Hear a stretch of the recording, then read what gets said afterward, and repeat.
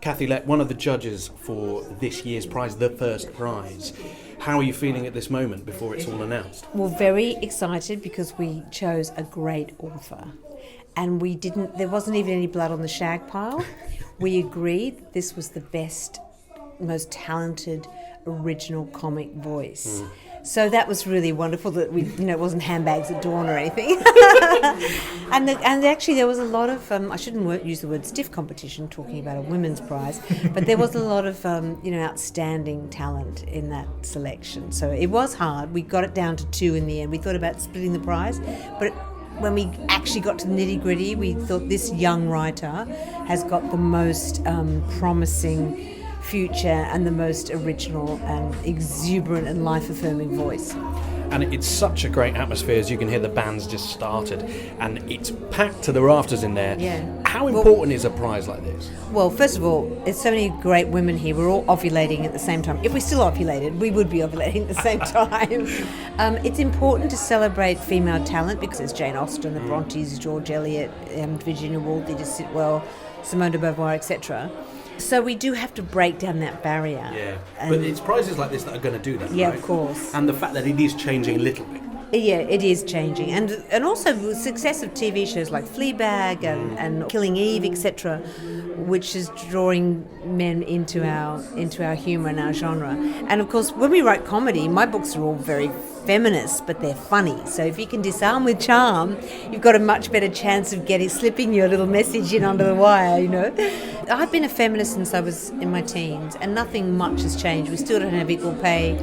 We're still getting concussion, hitting our head on the glass ceiling, and we're supposed to clean it while we're up there, So until men do join us at the barricade, it's not going to change. What does a woman really want in bed? Breakfast, and a very, very good book written by a woman. And just finally then, a word for Helen, who, as you say, Helen Lederer has set up this whole prize. Wonderful. What a wonder, eh? Oh, well, we've always adored Helen. What I didn't realise is that beneath her banter and her bonhomie and her wit and her, lovely, shimmering, dazzling comedic talent, she's actually a real woman of substance, because to get this prize up off the ground, to get the backers, to get the judges, to get the whole thing going is just massive. And I mean, I would love to do it in theory, but in practice I just wouldn't have the time and the tenacity. So Helen is awesome and we adore her. And it sounds like you've had a great time judging this prize, so enjoy the rest of the evening. Thank you. We look forward to finding out who the winner is. Well, darling, yes, I am of convict stock, open to bribery. You could bribe me right now, boyo. I'm here with Abagail Mann, who is shortlisted for her book The Lonely Fajita, which you're going to tell me all about in a minute, Abagail. And this is for the CWIP Unpublished shortlisted novel. So tell me where you were, how you felt when you got the call about being on the shortlist. I was in the library in Norwich, which is one of my go-to places that I work. I tend to change location each day. It's very on brand being in a library, isn't it? It is, yeah, the Forum in Norwich. And I was in the silent section and I got the email through and I had to sort of silent scream. It's like the scream emoji, that's what I was doing. And then a lot of jazz hands, which isn't the weirdest behaviour that has been seen in the public library in Norwich. And then I had to go on a shift volunteering for the festival there and had to not tell anyone, which was very difficult. Oh, that must have been quite hard. So tell us about the book then. So the book is inspired by an experience I had when I was working as an internship in the app industry a few years ago when I left university. So it's about somebody who is working on an unpaid internship. They're sort of coasting badly through their early 20s and find themselves in a position where they can't afford rent anymore in London, and so move in with a pensioner in Hampstead in order to save rent. And it's sort of about what they learn from each other. They're both sort of suffering from isolation and loneliness, but don't quite realise it, and they pull each other through towards the end. And what would it mean to you to win the prize tonight? What would that do for you and your future career? It would do. I can't even imagine it. Each stage so far has been so outside of what I expected or anticipated. It's the kind of stuff that you dream about and then you wake up and you're like, oh, that would have been good. That's the sort of feeling I have about this. Whatever happens from now, I've got a really good feeling about. Because in a way you've already won. You're on the shortlist, right? So if you don't win the prize, has this spurred you to write more? Has this given you a confidence to sort of pursue this, which I imagine is something you want to do? Yeah, hugely. Since I started writing this book in September of last year, and I sent it into the competition in February of this year. Yeah. So since September, really, I've been working on this by myself. No one's asked me to do it, so it seemed quite a selfish pursuit. And then after February, when the shortlist and the long list and the shortlist got announced, it was that sense of like, maybe I'm onto something. And then since the shortlist got announced, I've got an agent, so that's huge. Like, I can't express how much this prize has done for me already. That's fantastic, and we're just a few moments away from finding out who it is, so we wish you the best of luck. Thank you very much. Thanks for talking to us. Katy Ayre, one of the judges, is here standing in my little corner of a corridor which I've carved out for myself. Yes, it's a nice posh corridor there. Thanks very much, yes. It's just equidistance between the exit and the bar, which I think is a really good place to catch people. It's a good place to catch people, although it means for you can neither leave nor get a drink. Get a drink. Yes. Didn't really think this through. You were one of the judges of the prize, the inaugural prize. Yes.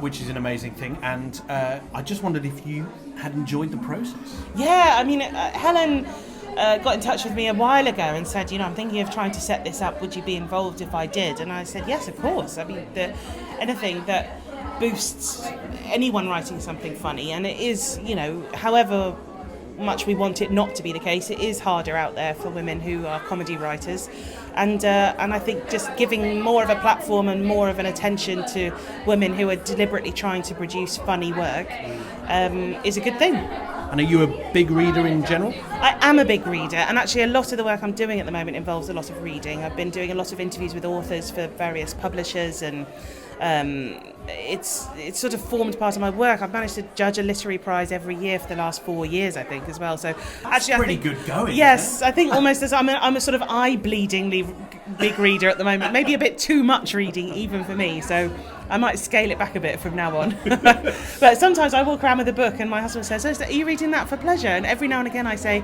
yeah. And he says, oh, good, well done. It's quite amazing when you get to the time to do that. Just to read a book I chose. Yeah. I mean, often 90% of the books I read for work, I love anyway. And it's such a great thing to be able to do for work. But just to be able to pick a book, it feels a bit weird, like I'm sort of floating. Why am I do I have to be reading this? What's the deadline? Oh, no, none. I can just read it however I like. So yes, reading is a massive part of my life at the moment, which is really nice. Thanks so much for talking to us. My pleasure. Thank you. Get yourself a drink. Kirsty Ayre is with me, and probably walking on air, excuse the pun, after hearing that you are the winner of the unpublished prize tonight. How are you feeling? Very, very, very chuffed is probably the best way to describe it. And shocked and stunned and just deliriously happy. Well, that's good, isn't it? Yes. And what an amazing achievement. You must be so thrilled and so proud. Tell us about the book. Okay, so the book is Cowgirl. It's a romantic comedy. I often pitch it as a modern-day LGBT Bridget Jones's Diary meets Cold Comfort Farm. So it's about a girl, Billy, in her 30s, who has to ditch her life in London. She's a scientist to run her dad's dairy farm because her dad gets ill with a brain tumour. So it's set on the border of South Yorkshire and Derbyshire, and she has to battle misogyny, homophobia and the turbulence of romance to eventually win over the farming community, the local community, who affectionately dub her Cowgirl. But none of that sounds funny, and I appreciate I've just won a comedy award, but it's all about tone. Well, I don't know. As you were saying it, I was sort of smiling and thinking, actually, I can see the humour in your reference to Cold Comfort Farm, for example. Just one of my favourite books anyway, and yet I can see that there's the setting itself and the characters are going to bring the humour, aren't they? That's right, and there's also obviously the love triangle going on, so I have quite a good bit of comedy with the French girl going to Derbyshire for the first time and grandma not quite understanding how Parisian lifestyles work. Yes. Yeah. Now you have got a publishing deal. This is amazing. This no one's going to be out. It's going to be on the shelves. We're going to be able to buy it. I mean, can you even comprehend that? Nope. I'm just so delighted, honestly. Yeah, I just can't actually comprehend it yet. Is it something you've always wanted to do? Yes. When I say yes, probably for the last 20 years, yes. It's the only thing I've wanted to do, really. some excited people behind us as well for you, I think. And just before you go, I noticed you brought your award with you here, the CWIP award. It looks pretty heavy, that, actually. How's that feel? Yeah, it's quite sturdy. That's got to go into my gym bag with all my sweaty gear nice. for today. Yeah, I'm not sure how that's going to transport on the tube. Congratulations. Thank you. We look forward to reading the book, seeing it out there in the world, and hearing more from you next year, I'm sure. Thank you so much. Thanks so much. Cheers, thank you. Laura Stephen, congratulations. This is a wonderful night and pretty big news. Thank you so much. It's big news. It's extremely unexpected news. I'm shaking, so I'm sorry if my voice is a bit, That's okay. That's allowed. You have just won the published prize, the first ever Comedy Woman in Print published prize. And I know it was only moments ago that was announced, and then you've been rushed away to have photos taken, and now you're talking to me. So it can't really have sunk in, I imagine. I literally feel like I've won an Oscar. I don't see the difference at this point in my life. How can it get better from here? And what about that list that you were on, the shortlist? Because there were some other wonderful books on there. I thought there was no way. I genuinely came here feeling like the biggest underdog in the world. Just some small niche authors like Gail Honeyman, you might have heard of her. Oh, that book about the, not very woman popular, Yeah. No, so I genuinely thought someone like Gail had it in the bag, and when the judges started talking about the winner, and I thought, oh, this rings a bell. But you don't want to get your hopes up. You're like, no, you're being ridiculous. And then they say your name and the world goes blank. And yeah. Because there's that moment where they could quite literally be reading your sentences and you still wouldn't be sure, 100% that they were talking about your book. Oh, I know, and I have extreme short-term memory loss, so sometimes people will quote my book back to me. I'm like, oh, that's funny, and they're like, you wrote it. I have no memory, and when I wrote the sequel, I had to reread the first book so many times because I just forget. I'm terrible. And just tell us, for those that won't have read it yet necessarily, tell us about this winning novel. So the book is about an aspiring comedian called Izzy O'Neill. She's 18. She loves to have a good time, and her world kind of falls apart when pictures of her having a one-night stand with a politician's son appear online. But because of the way of the world, she faces all the fire for it while he carries on unscathed. So it's about how she deals with that, but it's told through comedic blog posts because she wants to be a comedian. So whenever I pitch it, I'm like, it sounds really dark, and it's not, I promise. And it explores stuff like slut-shaming and victim-blaming and revenge porn. So it is some heavy stuff, but I often think that comedy is the best way into those topics because no one likes feeling like they're being preached at.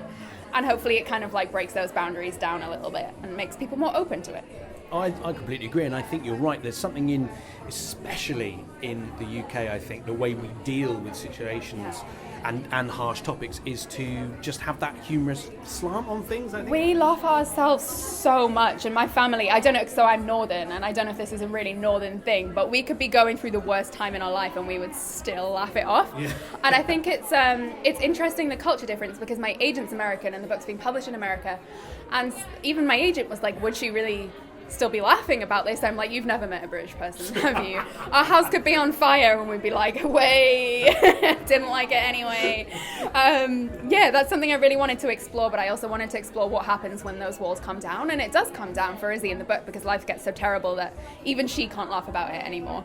So that was difficult to write, but I think it's kind of, I like to speak to that experience of what happens when you can't laugh anymore and you're like, what next? There are two prizes tonight. One is the unpublished prize, which obviously is a huge deal in that now that book and that author gets out into the world. You've been published, but what does this prize mean to you and in terms of your next step and furthering your career?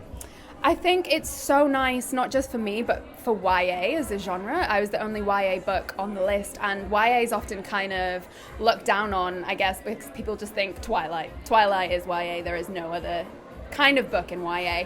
And it's seen as a very narrow field, but really there are so many amazing authors publishing in YA, tackling difficult subjects, funny subjects, amazing fantasy worlds, and I think it's going to be really nice for YA generally to have a spotlight shone on it. And so many of the YA books that are published in the UK are imports from the US. So I just feel really proud and like I'm waving the flag for YA right now. As you should be. Yeah. And that term YA, right, which is because I love reading YA. Oh, right, okay. And I often have a debate with people about the fact that, we do put books in brackets and we genre them, etc. But YA books are just books for everyone, right? I often find now, because obviously I read a lot of YA as well, and then I'll pick up an adult book and it's like chapter 6 and nothing's happened, and I'm like, what's wrong with this book? Because you have to plot so tightly in YA, you have to be so sharp, and it's actually a really difficult skill, but people act like, oh, you write YA because it's easier, and it's not true at all. I get frustrated when people start debating the merits of it as a literary genre, because some of the biggest books in the world right now are YA, like The Hate U Give by Angie Thomas. It's been made into a movie. It's really making people think about police brutality and racism in the US. So it really frustrates me to think that people might dismiss it just because it's shelved as 16+. Well, hopefully this prize, you winning it, and many other things are going to push through that. And congratulations. Thank you so much. Go and enjoy the rest of the night now. I Sure, will. you haven't even got a drink in your hand, No, so we've got to it's rectify shocking. that, haven't we? It's shocking. And it's a gin prize as well, I mean. Thanks very much. Thanks so much.